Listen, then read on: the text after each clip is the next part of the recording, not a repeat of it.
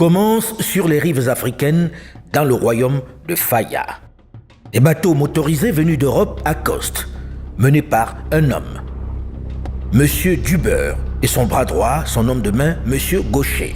À leur arrivée, surprise, ce qu'ils découvrent n'est pas un continent sauvage. Le royaume Faya n'est pas seulement riche en or et en soie, il repose sur des savoirs. Les forgerons façonnent des outils d'une précision inégalée. Les savants étudient les étoiles pour prédire les saisons.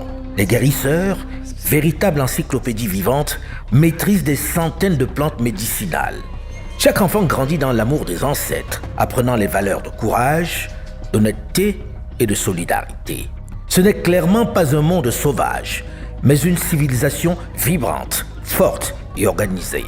Fidèle à notre légendaire hospitalité, nous accueillons ces étrangers avec chaleur.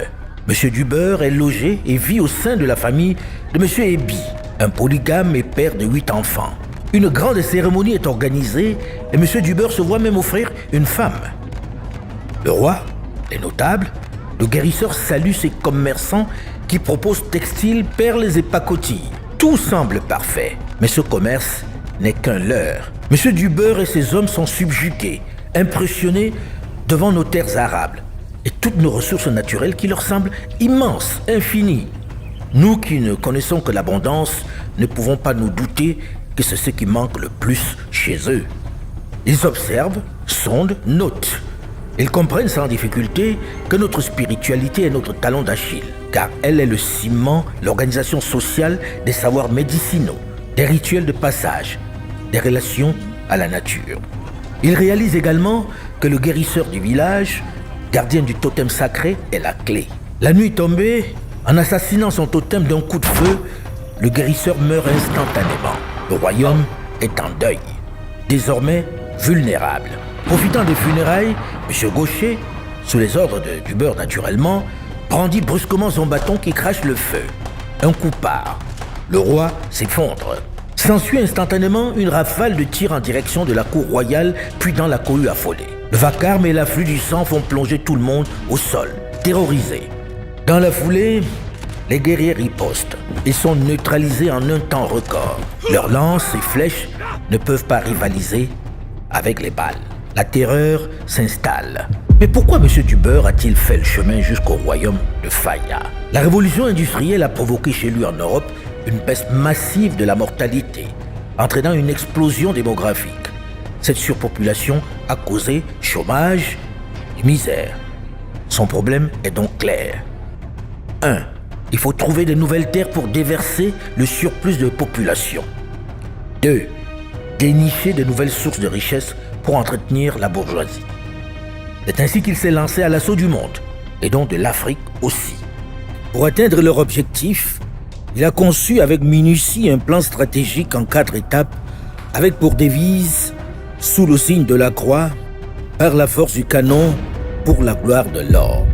Phase 1, prendre nos esprits, imposer leur religion, leur école et leurs idées pour façonner notre façon de penser dès l'enfance. Phase 2, prendre nos terres et notre pouvoir, utiliser la force militaire pour dominer, redessiner les frontières et diviser les peuples. Phase 3, prendre nos richesses, exploiter nos mines, nos champs, nos ressources et imposer leur monnaie pour contrôler notre économie. Phase 4, perpétuer la domination, transformer la colonisation en néocolonialisme, garder l'influence par la dette, les accords économiques inégaux et le contrôle de nos décisions politiques. Bienvenue le travail forcé.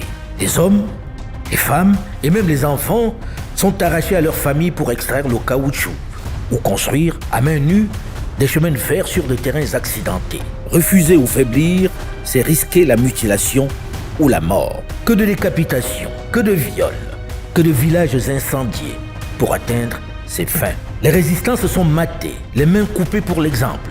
Les fusillades de dissuasion deviennent monnaie courante. Tandis que la terre pleure nos morts, des guerriers dans la forêt préparent des attaques éclairs. Les enfants, avec des mots codés, gardent vivante la mémoire de leurs ancêtres. À chaque balle tirée, une légende naît.